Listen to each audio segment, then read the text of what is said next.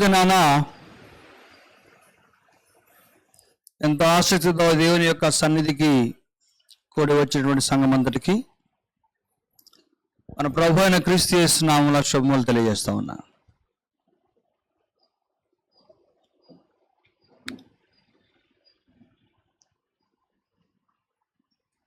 దేవుడు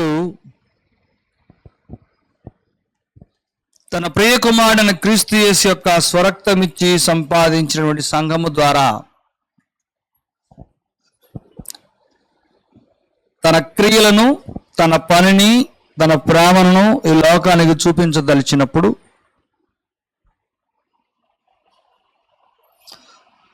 క్రొత్త నిబంధనాసారమైనటువంటి సూచనలో యేసు ప్రభు బోధలో, అపోస్తుల ఆచరణలో, ఆదిమ సంఘము యొక్క అనుకరణలో మనకు చూపించాడు. వాటిని అనుసరించడమే మన విధి.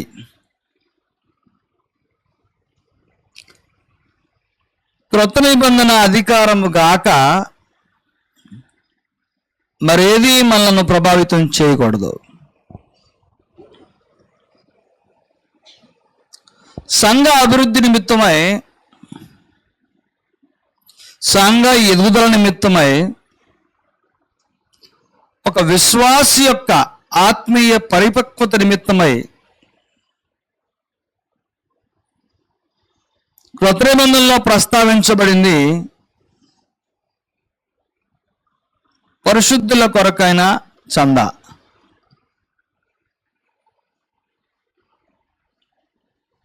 గలతీ సంఘములకు నియమించిన ప్రకారము మీరును చేయుడి అని కొరింథీ సంఘానికి నియమం. అదే మనకు కూడా.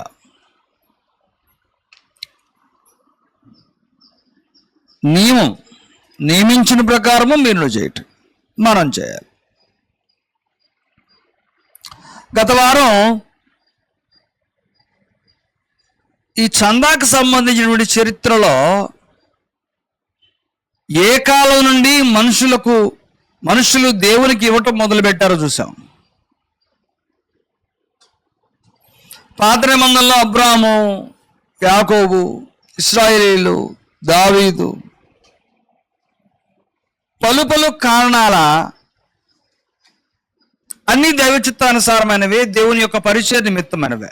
దేవుడు ఏదో లోకానికి వెల్లడి చేయడం కొరకు ఏర్పడినటువంటి సందర్భాలనే. ఆ సందర్భాలన్నింటిలో వీళ్ళు స్పందించిన తీరు, రాయబడ్డ లేఖనాలు మనం చూసాం. అంతేకాదు క్రొత్త నిబంధనకు వచ్చేసరికి అది ఆజ్ఞగా ఇవ్వబడింది. ఆ ఆజ్ఞగా ఇవ్వబడటానికి ముందు యెరూషలేములో ఉన్నటువంటి సంఘం, ఆ స్థానిక సంఘం యొక్క సభ్యుల అక్కర్ల నిమిత్తము ధనాన్ని పోగు చేసింది. ఇతర సంఘాల సహకారం నిమిత్తము ధనాన్ని పోగు చేసింది. అలాగే చాలా సంఘాలు కలిపి ఒక సంఘానికి సహాయం చేయటం కూడా మనం చూసాం.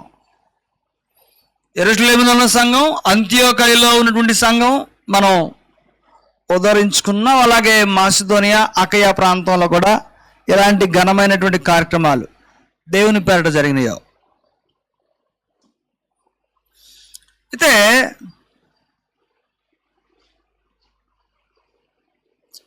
క్రొత్త నిబంధనలో ఇలాంటి సంస్కృతిని దేవుడు ప్రారంభించడానికి గల ఉద్దేశాన్ని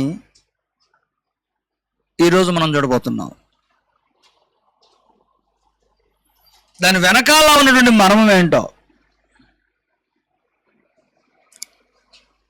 క్రీస్తు యొక్క శరీరము క్షేమాభివృద్ధి పొందడం అనేటువంటి ఒక నియమం ఉంది. అది విశ్వాసులకు తమ తోటి విశ్వాసుల పట్ల అనగా సహోదరుల పట్ల వృద్ధి చెందుతూ ఉన్నటువంటి ప్రేమను బట్టి మాత్రమే సాధ్యం.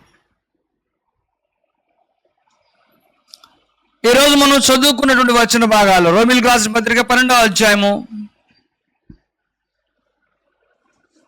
10వ వచనాన్ని చదివితే, సహోదర ప్రేమ విషయంలో ఒకరి యందొకడు అనురాగము గలవారై అనే పదం వాడాడు. సహోదర ప్రేమ విషయంలో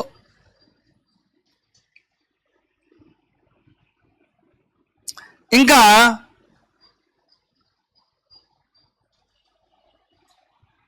ఆ క్రిందకు మనం కలిసి వస్తే ఒకరితో ఒకడు మనసు కలిసి ఉండటాన్ని గురించి మాట్లాడాడు. ఇంకా కిందకు వస్తే మనుషులందరితో సమాధానాన్ని గురించి చెప్పాడు. 20వ వచనంలో, కాబట్టి నీ శత్రువు ఆకలి కొని ఉంటే అతనికి భోజనం పెట్టుము, దప్పికొని ఉంటే దాహమేమో అని చెప్పాడు. ఎంత అద్భుతమైన నియమాలు ఇవి చూడండి.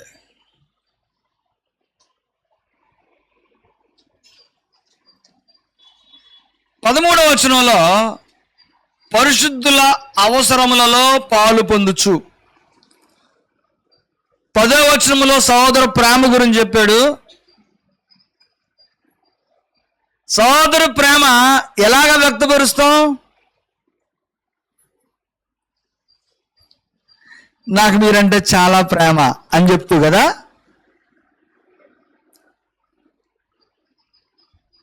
నాకు ఆ కుటుంబం అంటే చాలా అభిమానం అని చెప్తూ కదా. అంతేనా? చెప్పుకుంటా పోతామంటే మాటే కదా, ఎన్నిసార్లైనా వాడచ్చు. మాటే కదా. దేవుడు మాటల దేవుడు కాదు, మనలో క్రియలను పరివర్తనను చూసేటువంటి దేవుడు. నీ మాటలకి నీ క్రియలకి పొంతనుందా లేదా అని కొలిచేటువంటి దేవుడు. అందుకే సహోదర ప్రేమ విషయంలో అని చెప్పి అక్కడి నుంచి మనం కిందకు వద్దాం. ప్రేమ విషయంలో, సహోదర ప్రేమ విషయంలో అనగా పరిశుద్ధుల విషయంలో ఏ విషయాలు? పరిశుద్ధుల అవసరములలో పాలు పొందొచ్చు. పరిశుద్ధుల అవసరాలలో పాలు పొందేటువంటి ఒక నియమాన్ని, ఒక జీవన విధానాన్ని ఆదిమ సంఘానికి దేవుడు పరిచయం చేయదలిచాడు. అందుకే మొట్టమొదట యెరూషలేములో ఏర్పడినటువంటి సంఘము వారి స్థిర చర ఆస్తులు పరిశుద్ధుల అవసరం నిమిత్తమై ఆయా స్థానిక సంఘంలో ఇవ్వటం ప్రారంభించింది. ఆ గొప్ప మనసు వారు ఇతర స్థానిక సంఘం యొక్క అక్కర్లో తీర్చడానికి ప్రమోట్ చేయబడింది. ఆ తర్వాత చాలా స్థానిక సంఘాలు ఒక ప్రాంతంలో ఉన్నటువంటి సంఘ విశ్వాసుల ఇబ్బందుల్లో పరామర్శించడానికి సూచించబడింది. ఇవి వారు జరిగించారు. కారణం, సహోదరుల ప్రేమ విషయంలో వారికి ఏదో సత్యం అర్థమైంది. పరిశుద్ధుల అక్కర్ల విషయంలో వాళ్ళకేదో ఒక సత్యము అర్థమైంది. ప్రియమైనటువంటి సంగమా, ఇలాగూ ఆదిమ సంఘంలో ప్రారంభించబడ్డ ఈ విధానం అనగా తమ కష్టార్జితంలో నుండి దేవుని పేర స్పందించేటువంటి విధానం కొత్త నిబంధనలో చాలా చోట్ల రాయబడింది. త్వరగా వాటిని మీ ముందుంచే ప్రయత్నం చేస్తాను. వాటిని నేను వివరించబోవడం లేదు, కానీ వారు ఇచ్చినటువంటి సందర్భాలు వేరువేరే, కారణాలు వేరువేరే. నిజానికి కదిలించబడింది మాత్రం వాళ్ళ హృదయం. ఇవ్వబడ్డ వ్యక్తులు వేరువేరుగా ఉన్నారు, ఇవ్వబడ్డ సందర్భాలు కారణాలు వేరువేరుగా ఉన్నాయి. కానీ ఇచ్చింది వారి కష్టార్జితం, కదిలించబడింది వారి అంతరంగం. లూకా సువార్త 19వ అధ్యాయం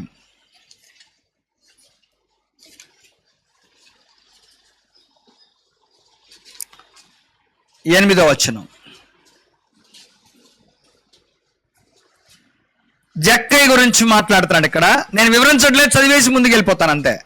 మీకు అర్థమైపోతుంది ఈ స్థానిక సంఘం చాలా బలమైనది.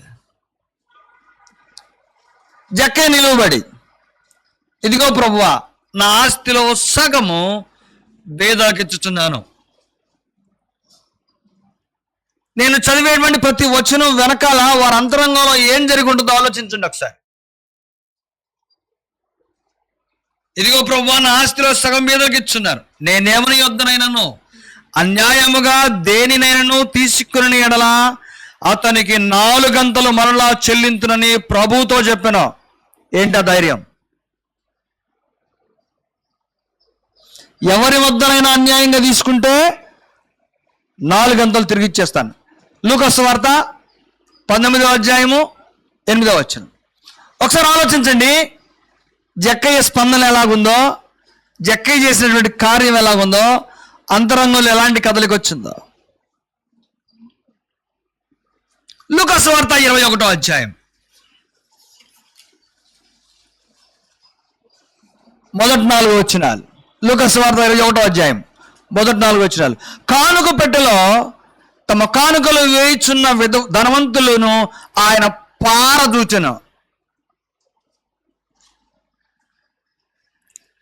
ఒక బేద విధవరాలు 2 కాసులు అందులో వేయిచుండగా చూచి, ఈ బేద విధవరాలు అందరికంటే ఎక్కువ వేసినని మీతో నిజముగా చెప్పుతున్నాను. యేసుప్రభు మారుతాడండి. ఎవరేమిడా? బేద విధవరాలు. ఎంతేసింది? ఎంతేసింది? సమాధానం కావాల.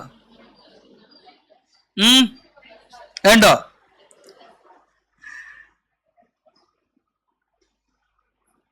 వినపడలే సరిగా. ఆవిడ ఎంత ఎంత ఈ కానుకల పెట్టెలో వేసింది అడుగుతున్నా నేను. అందుకే కావాలని అడిగా. ఇక్కడ 2 సమాధానాలు ఉన్నాయి, 2 కరెక్టే. మీరు ఇచ్చిన సమాధానాన్ని బట్టి మీ పొటెన్షియాలిటీ, మీ స్పిరిచువల్ పొటెన్షియాలిటీ అర్థమైంది. సండే స్కూల్ పిల్లల్ని అడిగితే 2 గాజులు అంటారు.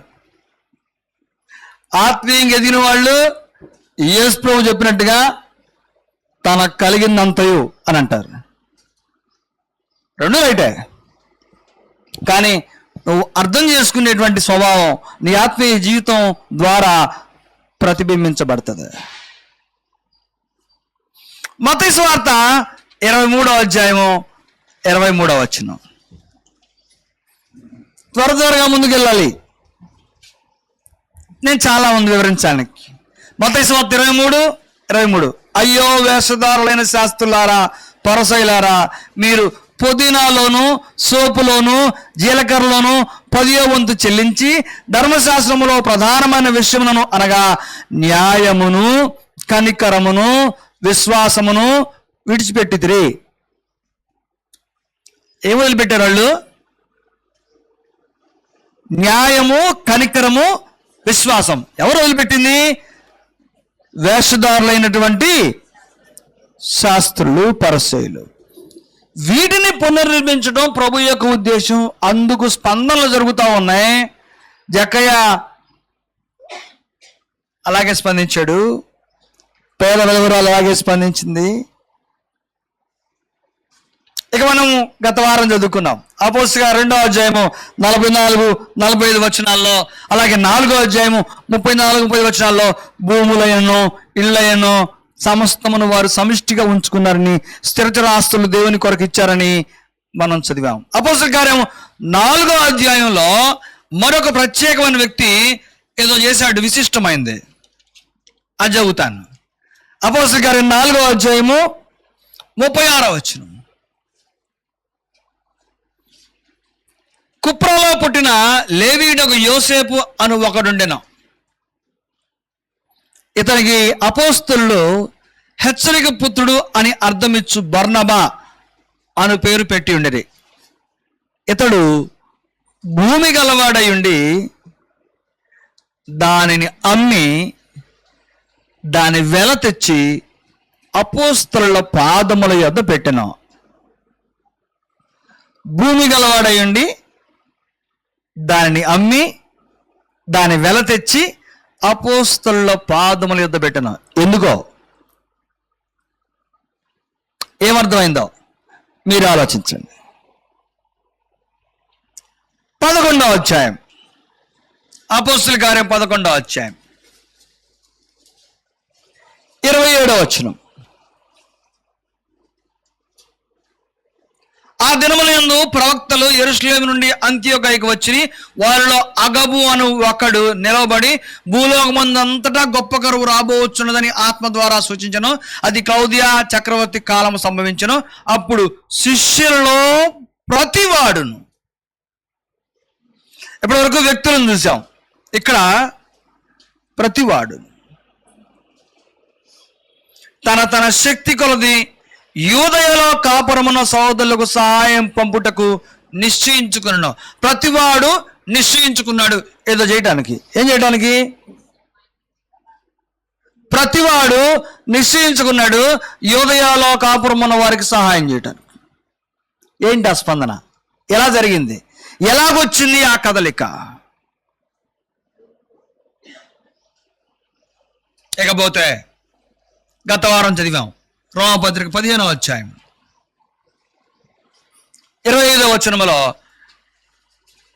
అయితే ఇప్పుడు పరిశుద్ధుల కొరకు పరిచర్య చేయొచ్చు యెరూషలేమునకు వెళుచున్నాను.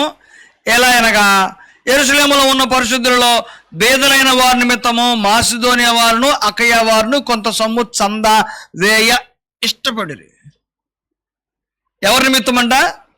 వేరే ప్రాంతంలో మాసిదోనియా అకయ వారు కొంత సొమ్ము పరిశుద్ధులు, యెరూషలేములో ఉన్న పరిశుద్ధులలో బీదలైన వారి నిమిత్తం. ఇక్కడ వారి కమిట్మెంట్ చూడండి, వారి శ్రద్ధ చూడండి, వారి డెడికేషన్ చూడండి.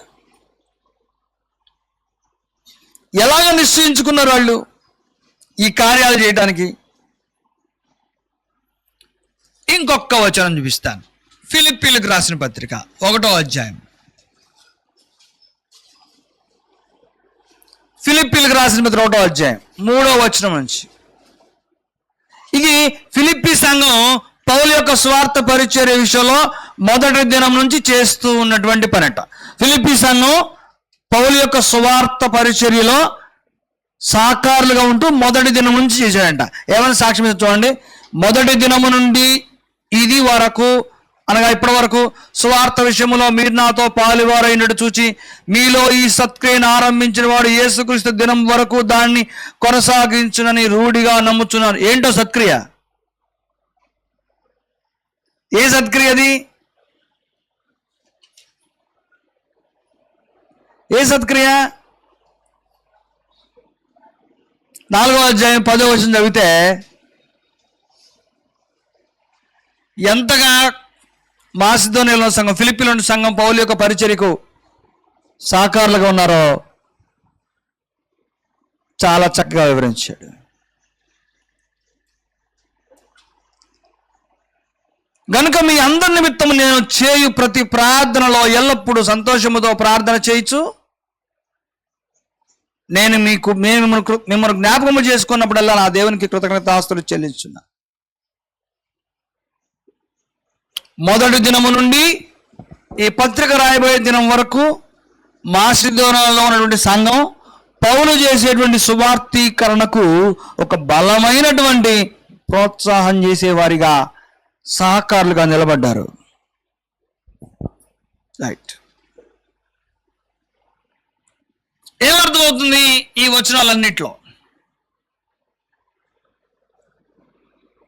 సందర్భాలు వేరువేరే, స్పందించిన వారు వేరువేరే, వాళ్ళ ఉద్దేశాలు వాళ్ళ లక్ష్యాలు, వాళ్ళ గురి అంతా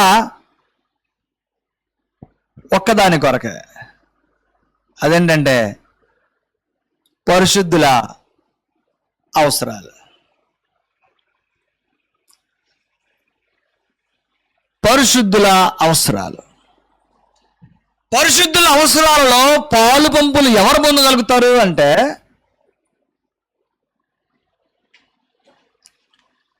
ఎవరైతే సహోదర ప్రేమ విషయంలో ఒకరినొకడు గొప్పగా ఎంచుకుంటారో, సహోదర ప్రేమ విషయంలో ఈ ప్రేమ అంతర్గతంగా బలంగా ఉన్నవారు, దేవునికి భయపడేవారు, దైవ చిత్తాన్ని జరిగించడం కొరకు తీవ్రత గలవారు, వారి అంతరంగంలో కలిగే స్పందన అవసరాలలో ఉన్నటువంటి పరిశుద్ధుల ఆదరణ నిమిత్తమై ఇచ్చేటువంటి కానుక, ఇచ్చేటువంటి చంద, ఇచ్చేటువంటి అర్పణ.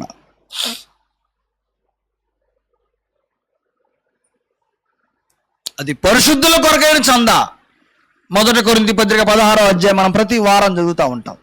పరిశుద్ధుల కొరకైనటువంటి చంద, వాళ్ళ అక్కర్ల విషయమై అంతరంగంలో నుంచి కలిగినటువంటి స్పందన. అలాగే పేదలైనటువంటి పరిశుద్ధుల అక్కర్ల గురించి రాయబడింది,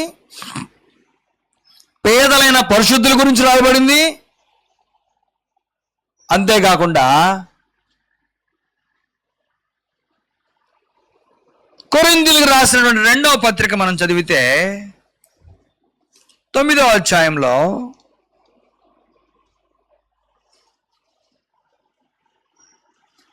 పరిశుద్ధుల కొరకైన ఈ పరిచర్యను గూర్చి మీ పేర వ్రాయుటకు నాకు అగత్యము లేదు.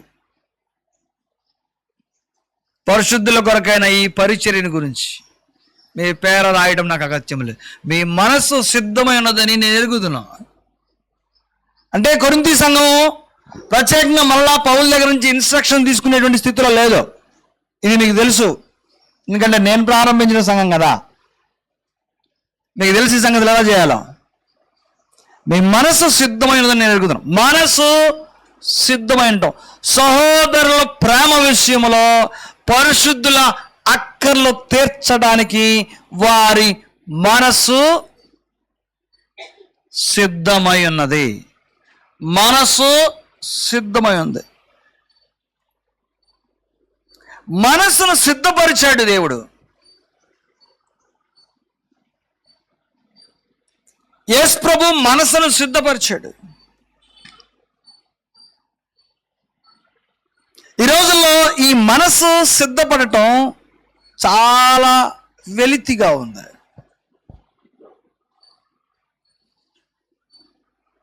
మనసు సిద్ధపడకుండా దేవుని పనిని ఫలభరితంగా ముందుకు తీసుకువెళ్ళటం సాధ్యం కాదు.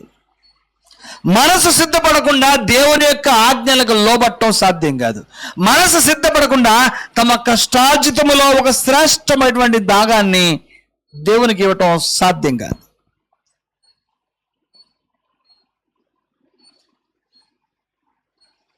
గత వారంలో ఒక కుటుంబం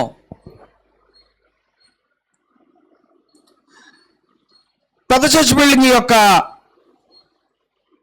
నిర్మాణం విషయమై దాని కొరకు వాడాలని వారి కుటుంబంలో నుంచి ఒక 50,000 రూపాయలు ఇచ్చారు.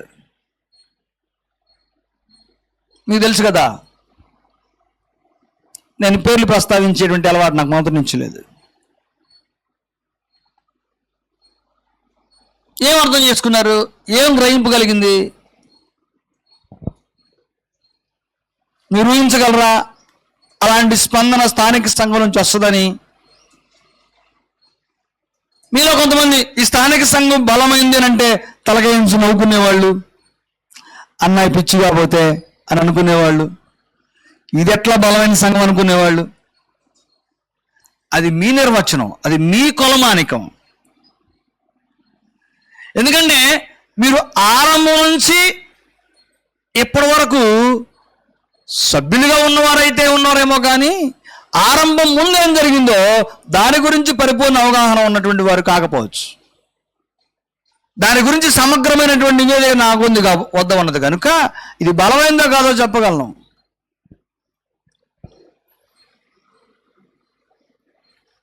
మనసు నిశ్చయిత కలగాలి. వారి మనసు సిద్ధమైంది కాబట్టి ఆ పని చేయగలుగుతారు. ఇది నేర్పించదలిచాడు దేవుడు. పరిశుద్ధుల కొరకైన చంద అని మొదలుపెట్టి అసలు ఈ క్రొత్త నిబంధన చరిత్రలో ఏ ఏ సందర్భాల్లో ఏ ఏ కారణాల్లో మనుషులు స్పందించి దైవ కార్యక్రమాల నిమిత్తము ముందుకు వచ్చారు అనేది ఆలోచిస్తూ ఉన్నప్పుడు దేవుడు మనకి ఏమి నేర్పదలిచాడో అర్థమవుతుంది. అటు స్థానికంగాను అలాగే స్థానిక సంఘం వెలుపల దూర ప్రాంతాల్లో ఉన్న వారికి కూడా వారి కష్టార్జితంలో పాలెళ్ళింది అని మనం గ్రహింపు చేసుకోగలిగితే మనం ఇంకా ఎంత దూరం ప్రయాణం చేయాలో.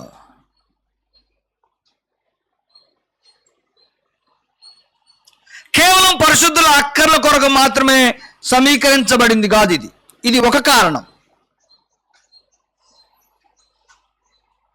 ఈ ఆనవాయితీ క్రొత్త నిబంధనలో మొదలు పెట్టడానికి ఉద్దేశాలు చూస్తున్నాం. పరిశుద్ధుల అక్కర్లో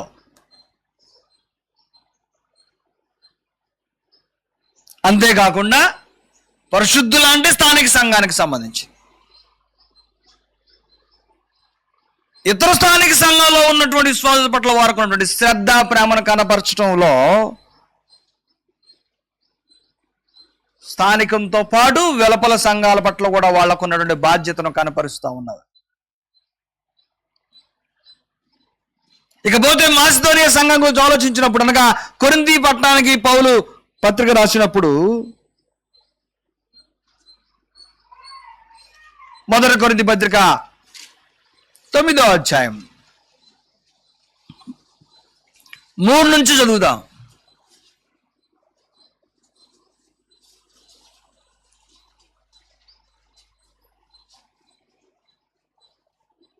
మొదటి కొరింథీ పత్రిక 9వ అధ్యాయం 3వ వచనం నుంచి, నన్ను విమర్శించువానికి నేను చెప్పు సమాధానం ఇదే,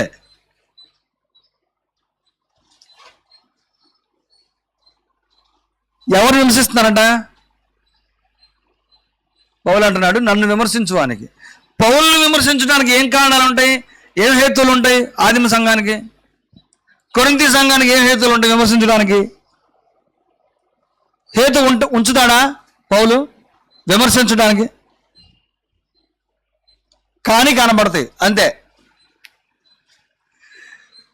లోపం ఏం కనబడకపోయినా విమర్శించేటువంటి మనసు గల వారు విమర్శిస్తూనే ఉంటారు. పౌలు అంటున్నాడు నన్ను విమర్శించువానికి నేను చెప్పు సమాధానం ఇదే, తినుటకును త్రాగుటకును మాకు అధికారం లేదా? తక్కిన అపోస్తుల వలను ప్రభు యొక్క సహోదరుల వలను కేఫా వలను విశ్వాసులైన భార్య వెంట పెట్టుకుని తిరుగుటకు మాకు అధికారం లేదా? మరియు పని చేయకుంటకును నేనును బర్నబాయు మాత్రమే అధికారము లేనివారమా? ఎవడైనను తన సొంత ఖర్చు పెట్టుకుని దండులో కొలువు చేయినా, ద్రాక్ష తోట వేసి దాని ఫలము తినని వాడెవడు? మందను కాచి మంద పాలు త్రాగని వాడెవడు? ఈ మాటలు లోకాచారం బట్టి చెప్పుచున్నానా? ధర్మశాస్త్రము కూడా వీటిని చెప్పుచున్నది కదా. ప్రభు యొక్క పని నిమిత్తము పని చేస్తూ సమర్పణతో ముందు కొనసాగే వారిని ప్రోత్సహించేటప్పుడు కొన్ని ఆక్షేపణలు, అంటే దేవునికి చందా వేసేదాని గురించి ఈరోజు చాలా మంది హేళనగా మాట్లాడే వాళ్ళు ఉన్నారా లేదా? హేళనగా మాట్లాడేవాళ్ళు దాని ఉద్దేశాన్ని గ్రహించిన వారు కాదు. దాని గురించి నవ్వుకునేవారు ఈ పరిశుద్ధ గ్రంథంలో క్రొత్త నిబంధన ద్వారా దేవుడు ఏం స్థాపించదలిచాడు, అది పరిశుద్ధుల అక్కర్ల నిమిత్తము అన్న ఒక కీలకమైన అంశాన్ని వారు గ్రహించగా వారికి మరుగు చేయబడ్డవారై ఉన్నారు. అలా చదువుకుంటూ వెళ్తుంటే 14వ వచనం వరకు మనం చదివితే పౌలు అన్నాడు 11వ వచనంలో, మీ కొరకు ఆత్మ సంబంధమైనవి మేము విత్తి ఉండగా మీ వలన శరీర సంబంధమైన ఫలములు కోసుకున్నట గొప్ప కార్యమా? ఇతరులకు మీ పైన ఈ అధికారములో పాలు కలిగినలా మాకు ఎక్కువ కలదు కదా. అయితే మేము ఈ అధికారమును వినియోగించుకొనలేదు. క్రీస్తు సువార్తకు ఏ అభ్యంతరమైనను కలుగు చేయకున్నటకై అన్నిటినీ సహించుచున్నాము. ఈ కాలానికే దేవునికి ఇచ్చే విషయంలో అక్కడ మనస్పర్ధలు వచ్చినాయి, అభ్యంతరాలు మొదలైనవి, విమర్శలు మొదలైనవి. పౌలు దానికి ధీటైనటువంటి సమాధానం ఇస్తూ అసలు మా అధికారం అది అని చెప్పాడు. ఏది? దేవుని పని చేసేటువంటి వారు, మంద కాస్తున్నవాడు మందపాలు తాగడానికి వేరొకరెవరు అధికారం ఇవ్వాల్సిన అవసరం ఏమీ లేదు.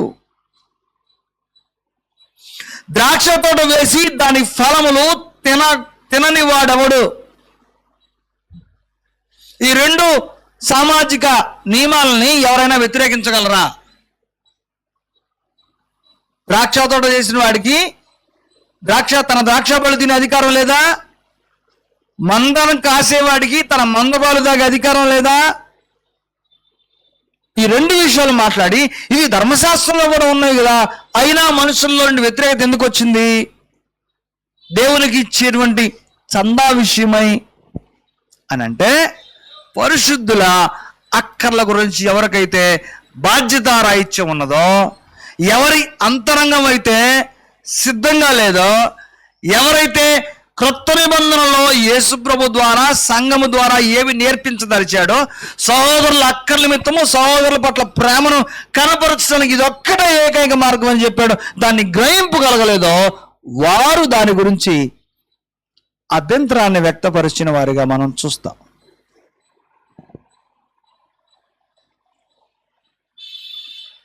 ఆ చుట్టుపక్కల ప్రాంతాల్లో ఉన్నటువంటి వారు అందరూ పౌలు యొక్క పరిచర్యకు సాకాలుగా నిలబడ్డారు,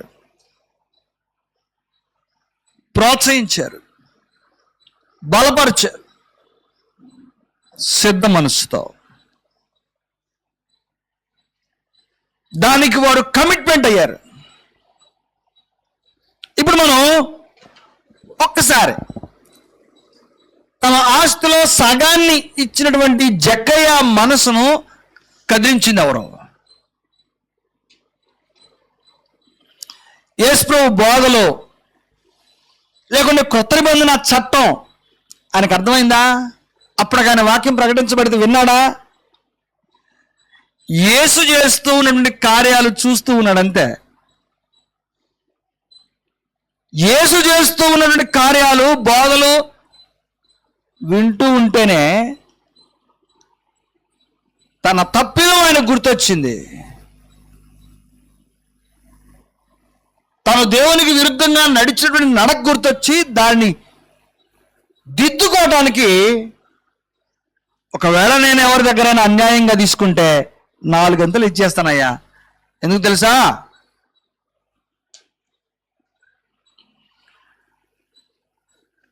యేసుప్రభు ఆయనతో మాట్లాడాడు.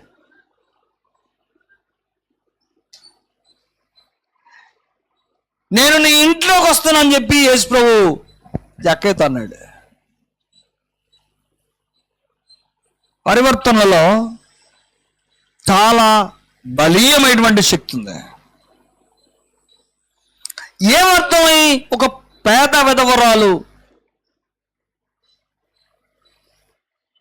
చందా సంచిలో తనకున్న సమస్తం వేయగలిగింది?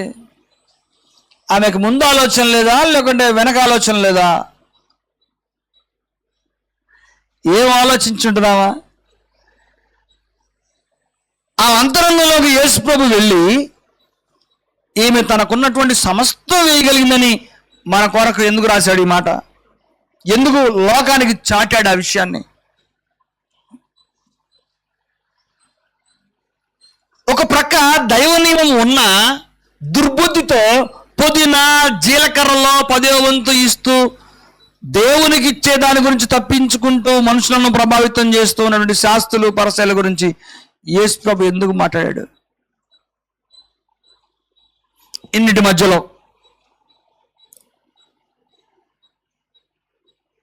తన పొలాన్ని అమ్మినటువంటి బర్రబా యొక్క అంతరంగం ఎవరు కదిలించారు? ఫిలిప్పీ సంఘాన్ని ఎవరు కదిలించారు? మాసిదోనియా, అకయ వారు ఎందుకు కదిలించబడ్డారు? ఇవన్నీ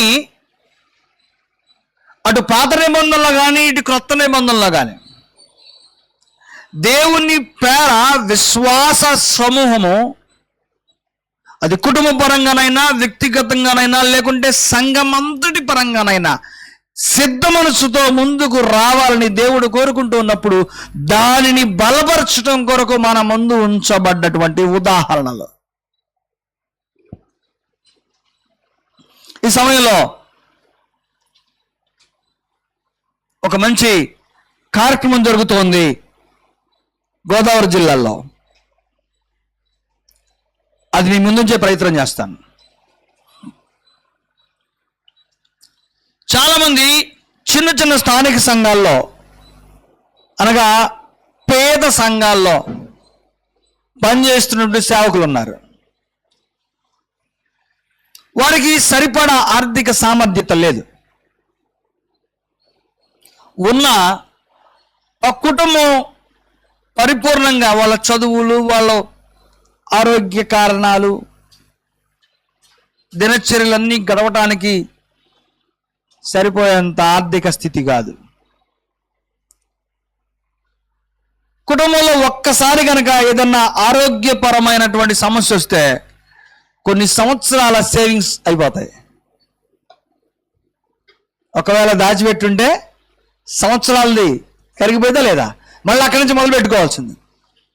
ఇవి చాలామంది సేవకులు ఆ ప్రాంతంలో సేవకుల కుటుంబాలు ఎదుర్కొనే సమస్యలన్నింటినీ గమనించి ఆ స్థానిక సంఘాలు ఎలాగో వాటికి బలాన్ని ఇవ్వలేనటువంటి పరిస్థితిని సమగ్రంగా నిర్ధారణలో తీసుకున్నటువంటి కొంతమంది సేవకుల బృందం, వాళ్ళు కూడా పేదవాళ్లే, వాళ్ళు ఏం చేశారంటే ద నైబర్ అనే ఒక చిన్న ఆర్గనైజేషన్ స్టార్ట్ చేశారు. The neighbour. దాని లక్ష్యం ఏంటో తెలుసా? ఎవరైనా కుటుంబంలో, సేవకుని కుటుంబంలో ఏదైనా విపత్తు సంభవిస్తే, ఏదైనా తీవ్రత సంభవిస్తే వాళ్ళు పోగు చేసినటువంటి ధనాన్ని వెళ్ళి ఆ సేవకుని కుటుంబానికి ఇచ్చేస్తున్నారు. నిజానికి ఆ బాధ్యత ఎవరిది? ఏ స్థానిక సంఘంలో ఆ సేవకుడు పనిచేస్తున్నాడో ఆ సంఘాన్ని. సంఘము అన్నప్పుడు ఒక కుటుంబం యొక్క ఇబ్బందిని ఎదుర్కోవడం సాధ్యమా అసాధ్యమా? సాధ్యమే. కానీ పేద సేవకులందరూ కలిసి ఒక మాట మీదకి వచ్చి ఆ ఇబ్బందుల్లో నుండి సేవకుల కుటుంబాలను మనం కనుగొని, ఎవరైతే అనారోగ్యానికి గురయ్యారో, ఎవరైతే ఓ ప్రకృతి వైపరీత్యానికి గురయ్యారో వారి ధనాన్ని ఆ సేవకుని కుటుంబాన్ని దర్శించి ఇవ్వడానికి ఒక తీర్మానం చేసుకొని ద నైబర్ అనే సంస్థను నడిపిస్తున్నారు. చిన్నదే, కానీ అది చాలా బలీయమైనటువంటి కార్యాన్ని చేస్తూ ఉంది. వాళ్ళ వద్ద లక్ష్యం లేవు, కానీ దేవుని సేవ చేస్తూ ఉన్నటువంటి కుటుంబానికి గాయం అయితే ఆ గాయాన్ని మంచి సమరైన వలె కడిగి పరిచర్య చేస్తే చాలన్నటువంటి చిన్న మనసుతో, ఒక గొప్ప లక్ష్యంతో ఈ కార్యక్రమాన్ని వారు మొదలుపెట్టారు. ఎక్కడి నుంచి దీనికి వాళ్ళు ఎక్కడి నుంచి ప్రభావితమైనటువంటి ఉదాహరణ తీసుకున్నారు? మాదిరి ఎక్కడి నుంచి వచ్చింది? దాని పేర్లోనే ఉంది, ద నైబర్, పొరుగువాడు. మంచి సమరైన కథలో ఎవరిని యేసుప్రభు వీరిలో నీ పొరుగువాడు ఎవరన్నాడు? మొదట యాజకుడు వెళ్ళాడు, ఆ తర్వాత లేవీడు వెళ్ళాడు, ఆ తర్వాత అంటరాని వాడు సమరయుడు వెళ్ళాడు. ఆ సమరయుడు వెళ్ళి ఆ దొంగల చేత కొట్టబడ్డ వానికి తన వంతు పాత్ర చేయగలిగాడు, గాయములు కడగలిగాడు. పూటకోళ్ళ వాడిని ఇంటికి అప్పగించి అప్పటికి కావాల్సిన ధనాన్ని నుంచి నేను మరలా వెనక్కి వచ్చే సమయంలో మిగిలిన పైకాన్ని మీకు చెల్లిస్తానని చెప్పి బాధ్యత తీసుకున్నారు. నిజానికి ఈ పని చేయాల్సింది ఎవరు తెలుసా? దేవుని వాక్యాన్ని బోధిస్తూ దేవుని యొక్క పాద సన్నిధిలో నిరంతరం సేవ చేసేటువంటి వంశంగా నిశ్చయించబడ్డ లేవీయుడు చేయొచ్చు, యాజక ధర్మం కొనసాగిస్తున్న వారు చేయొచ్చు, కానీ వారు చేయలా. ఎందుకంటే ఇదిగో పుదీనాలో జీలకర్రలో 10వ వంతు ఇచ్చేటువంటి స్థితికి దిగజారిపోయినటువంటి మనస్తత్వాలు గాయాల పాలైనటువంటి వాడిని ఎలాగ పట్టించుకుంటాయి?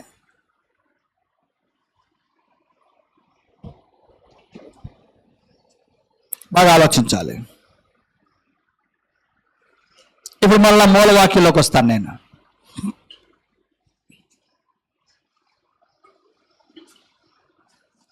ఆత్మయందు తీవ్రత గలవారై, వచ్చిన కదా, సహోదర ప్రేమ విషయములో ఒకని యందొకడు అనురాగము గలవారై.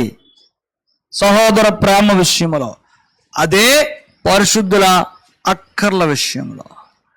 దానికి కావాల్సింది కొరింథీ సంఘం సిద్ధపడ్డ రీతిగా సిద్ధపాటు మనసు. ఈ సంఘాలను అలాగే ముందు మనం చదువుకున్నవే క్రొత్త నిబంధనలో ఆయా ప్రాంతాల ఉదాహరణనే జక్కయ్య, విధవరాలు, అలాగే బర్నబా, వీళ్ళందరి మనం పరిగణలో తీసుకుంటే ఎలా కలిగింది వారి అంతరంగంలో ఆ కదలిక అనంటే వారికి అర్థమైనటువంటి సత్యాన్ని బట్టి, వారు గ్రహించుకోగలిగేటువంటి మనస్తత్వాన్ని బట్టి. దేవుని వాక్యం గ్రహించిన వారు దేవుని పనిని ప్రధానంగా ఎంచుతారు, మరేది కాదు. దేవుని శాసనాన్ని, దేవుని ఆజ్ఞను, ఇంకా చెప్పాలంటే కొత్త నిబంధనలో ఆదిమ సంఘం అనుసరించేటువంటి వైఖరిని శిరోధార్యంగా ధరించి దాన్ని అమలు పరుస్తారు.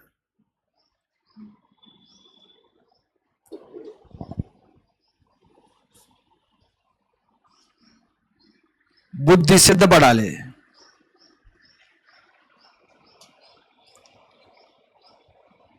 ఈరోజు క్లుప్త సందేశంలో మంచి విషయాలు మనం విన్నాం.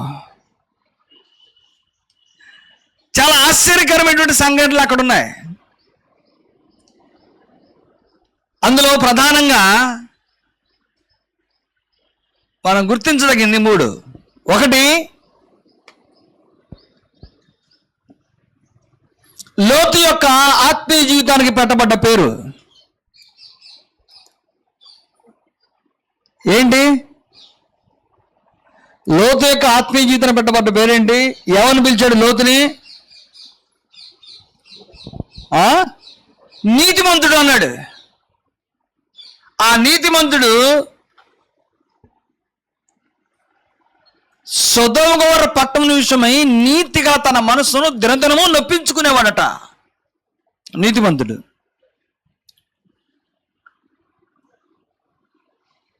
రెండవది, ఆ నీతిమంతుని యొక్క మనస్తత్వం. ఇది ఎలాగుంది? దేవుడు ఆయన నీతిమంతుడిగా ఎంచాడు, మరి మనస్తత్వం ఎలాగుంది? ఎలాగుందంటే, కొండ మీదకి వెళ్ళమంటే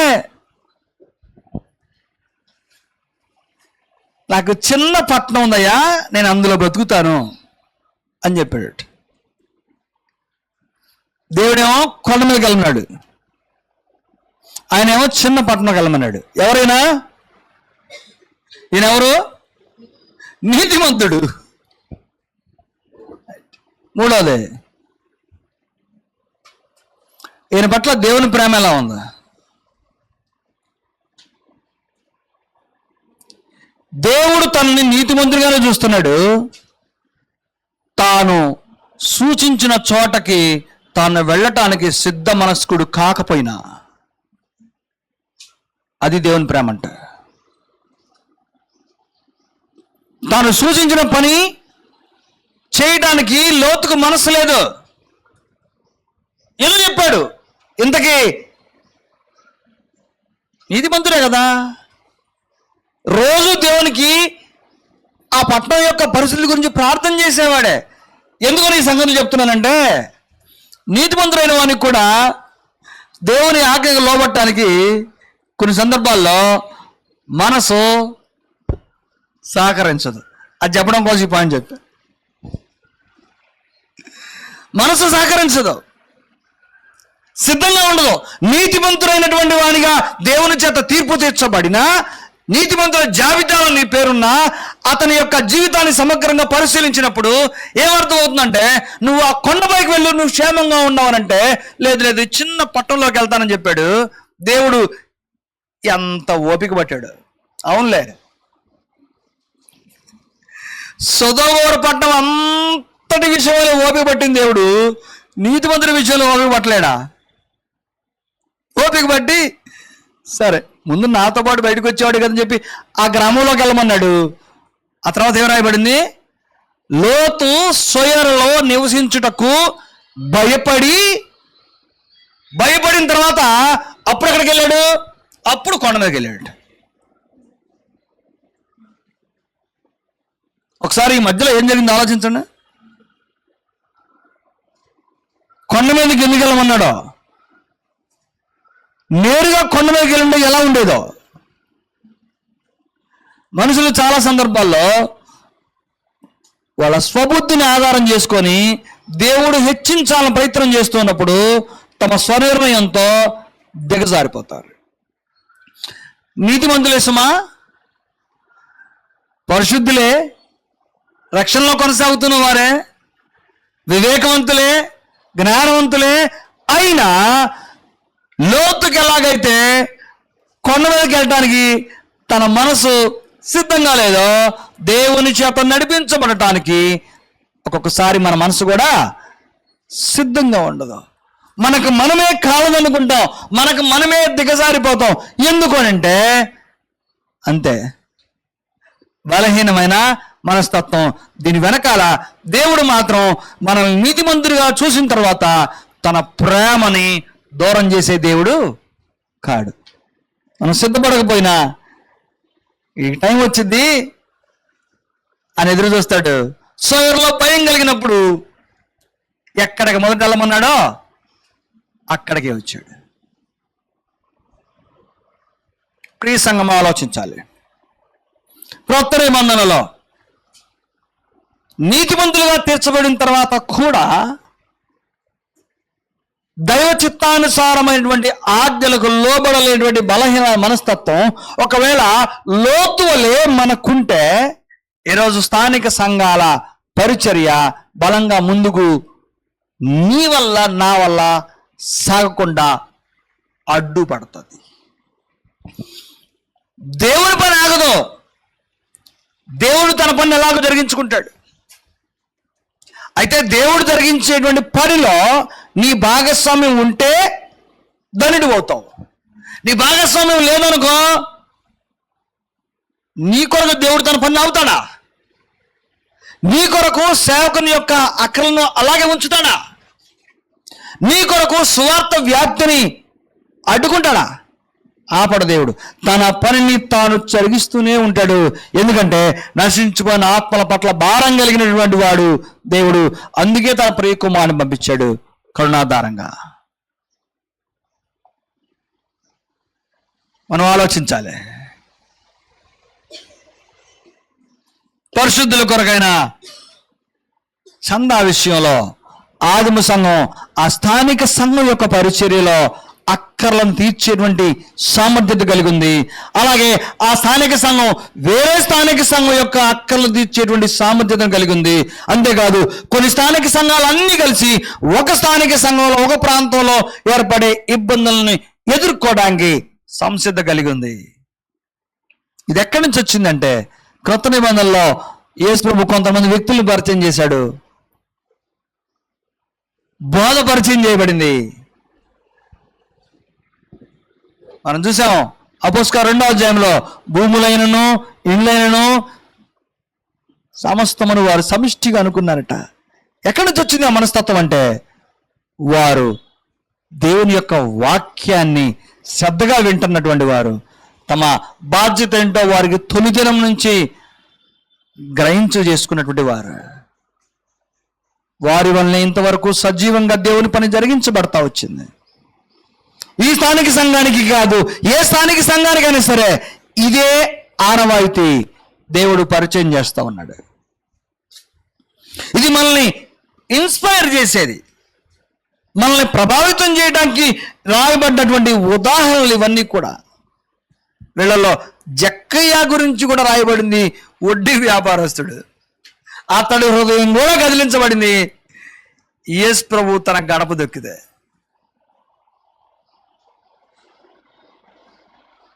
ప్రేమైనటువంటి వారలారా,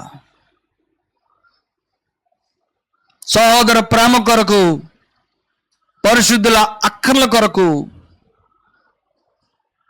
మన చెయ్యి చాచి ఇవ్వటాన్ని క్రొత్త నిబంధనలో ఏర్పడ్డ ఆదిమ సంఘం ద్వారా దేవుడు నేర్పిస్తూ వచ్చాడు.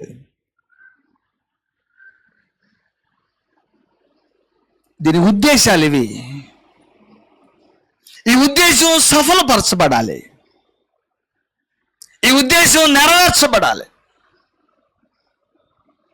ఏ చోట స్థానిక సంఘం ఉందో ఆ స్థానిక సంఘం నుంచి స్వార్థ వ్యాప్తి జరిగించబడటానికి, లేకుంటే పరిశుద్ధుల పట్ల వారికి ఉన్నటువంటి ప్రేమ మరింత ప్రభావితం చెందటానికి మన కష్టార్జితంలో నుండి శ్రేష్టమైనటువంటి దానిని, పరిశుద్ధుల కొరకైన చందా విషయం అయితే గలతీ సంఘములకు నియమించిన ప్రకారము ఈ స్థానిక సంఘం కూడా అదే నియమము, ఆదిమ సంఘానికి అదే నియమము, కొరింథీ, గలతీ, ఎఫెసులో ఉన్నటువంటి ఏ స్థానిక సంఘానికైనా సరే అదే నియమము.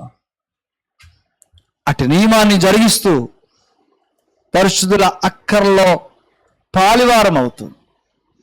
పాలివారం కావడానికి కావలసిన సిద్ధపాటు మనసుతో దేవుడు మనల్ని దీవించులాగున సిద్ధపాటు కలిగి ఉండాలని మిమ్మల్ని అందరినీ హెచ్చరిస్తూ ఈ మాటలను ముగిస్తూ ఉన్నాను.